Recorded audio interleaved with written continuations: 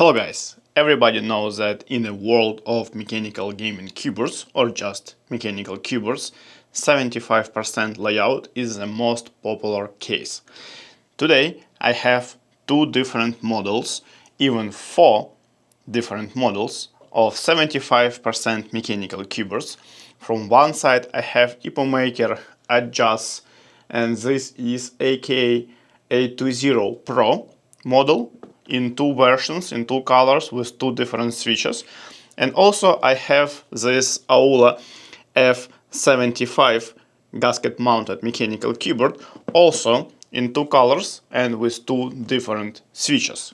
In this review I want to show you what is a difference between these two types, two models of mechanical keyboards, what is the same, and maybe I can help you to decide which one is better for you.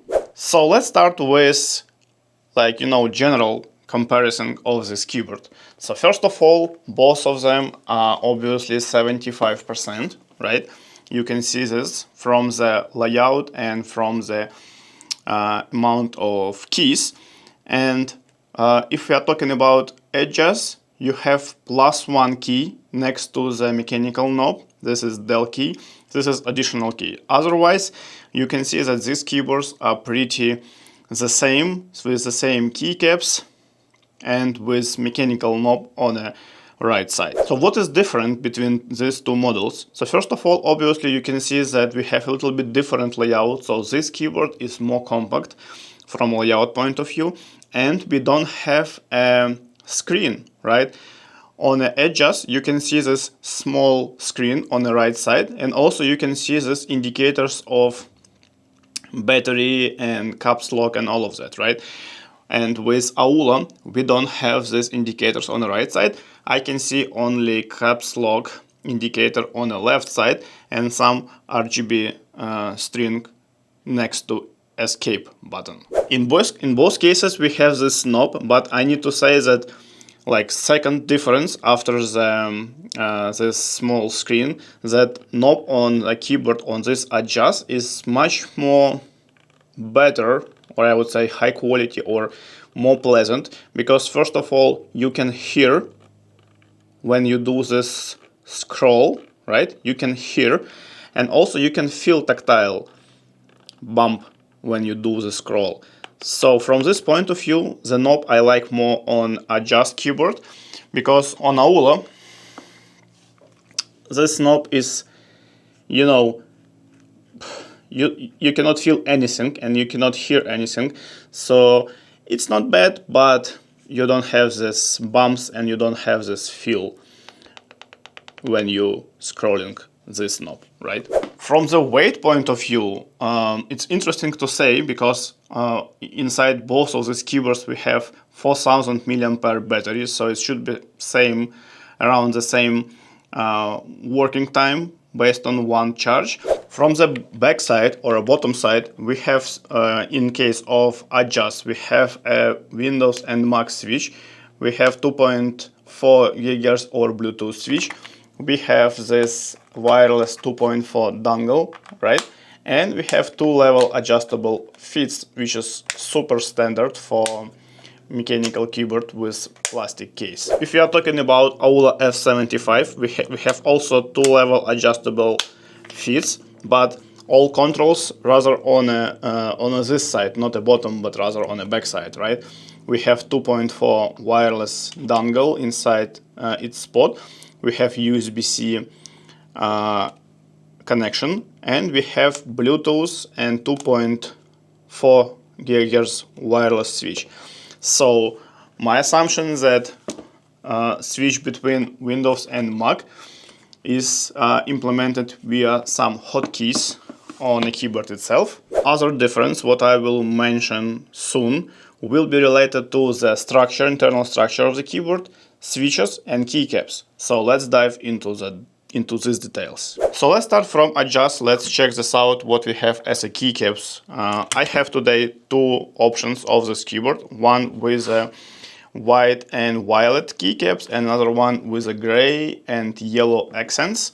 So let's check them out. So I can see that this is a PBT double shot keycaps, they not shine through with pretty standard printing legends on them. Everything okay, no issues, I cannot see any issues related to this. From the switches point of view, I have two options today. One with gift switches, right, this one, and one with a flying fish switches in this black version. Let's start from the gift switches, let's check them out. So first of all, there are 5 pins, right, they're linear. Let's quickly check what we have inside the switch. I mean, do we have any lubricant in it or not? Yeah, so you can see, I will show you later in a closer look, but they are pre-looped linear switches, pretty standard one.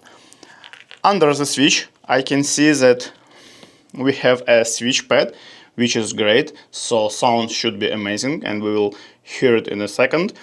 And also, this PCB accepts 3 or 5 pin switches and south-facing RGB. This keyboard is gasket-mounted keyboard, so theoretically it should be some flexibility in it. But in real life, I cannot see any flexibility. This is a pretty sturdy keyboard, so if you are scared of flexible keyboard, this is not the case at all. Okay, now we know everything about keycaps, switches, structure. So how this keyboard is sound?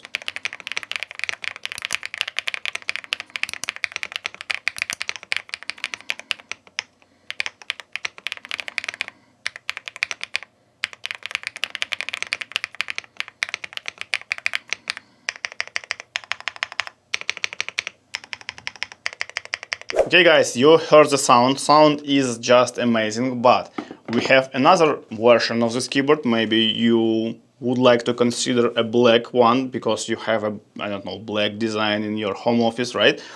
Everything's the same, so we have a screen, we have a knob, all the same from this point of view. Let's quickly check the keycaps. They are the same, just a different colors and different colors of the legends, so it's up to you. But from the switches point of view, we have a different switches. This is a 3-pin and their sound different.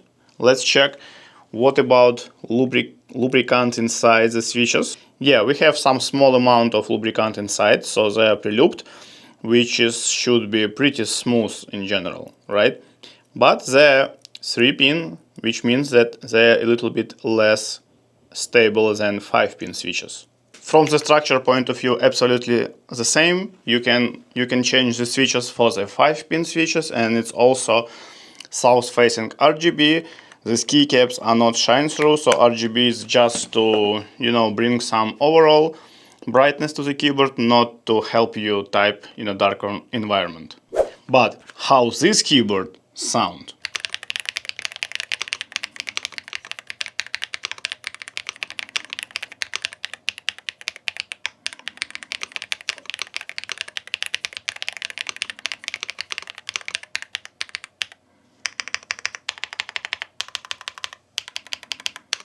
Okay guys, you heard the sound of these two Ajazz mechanical keyboards. My personal opinion that they sound very nice. You have the knob, you have the screen, but let's switch to the Aula 75. Let's start from the white version, and as I mentioned, this keyboard is more heavy than Ajazz, and this is because of internal structure, which is a little bit more rich than Ajazz version. Because we have also a gasket mounted structure, but with the leaf springs and 5 levels or 5 level of adjustable foams and silicone and other stuff. We will check if it's make the sound better in a second, but let's quickly review the keycaps and switches. From keycaps point of view, we have also double shot PBT keycaps, pretty standard, again all good with the legends and all of that, very similar to the Ajazz keyboard, so no big difference. From the keycaps and switches point of view, Aula 75 is much more richer from the options. You have 7 or 6 options of keycaps and switches. Today I have 2, one with LEOBOG Reaper, and this is a very popular switches. Like I'm already saw them maybe in 5 or 6 reviews of different keyboard only this year. So they are pretty standard, well-known switches. They are 5-pin, right? They also should be pre-lubricated or not, because I cannot see any lubricant inside the switches, but you have a RGB enhancer. There are 5 pins, and PCB also accept obviously 5 or 3 pin, and we have also a south facing RGB. And also you can see that we have a switch pad underneath, so again sound should be pretty nice, but let's check this out in a second. And by the way, this keyboard is a little bit more flexible than Ajazz, so this leaf spring is a little bit more flexible approach, and also all these layers of foam. So if you want to have a moderated flexible keyboard, this one is a difference from Ajazz version. But how this keyboard is sounds?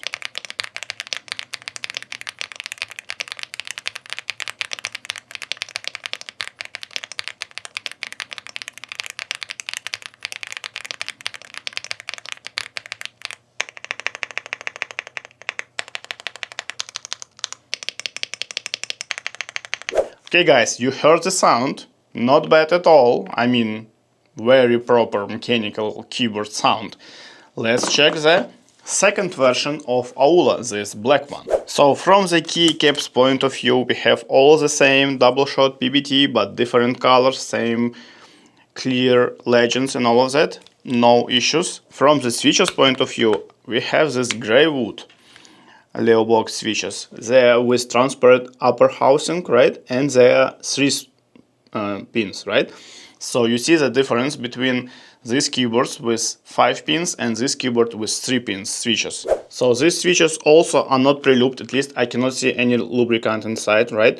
And also we don't have RGB enhancer for the switches.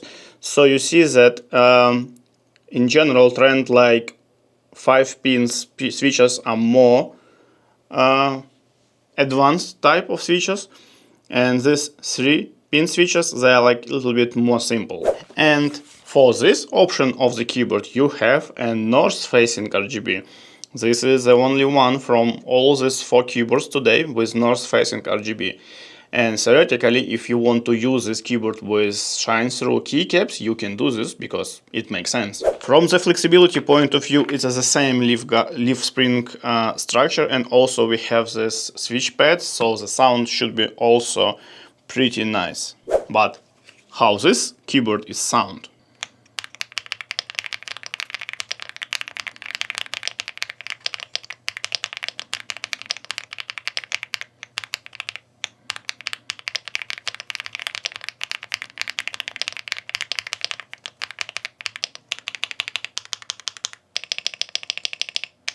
Okay guys, you heard this sound and it's also good. Now, the time to decide which one is better. From the obvious, the major difference, you have this screen on Ajazz keyboard, and if you like the screen, obviously this keyboard is better for you. From the other side, the knob on this keyboard is much better than knob on this keyboard. So obviously, if you are a fan of the knobs, this one is better. From the structure point of view, Aula is a little bit more advanced keyboard. First of all, it's a more weight in it because of internal structure, more advanced structure. So if you want, something more solid from the feel and sound point of view, Aula F75 is a better choice. But of course, in general, it's all up to you. Prices for this keyboard are very close, especially right now on Amazon with coupon and all these discounts. You will be able to catch Aula F75 with the same price as Ajazz, right? So if you like more Aula, check them on Amazon right now. Links will be in the description under this video. If you like more screen and more proper knob and one additional key, you can use this Ajazz. Okay guys, I hope you enjoyed the video, I hope it was useful for you.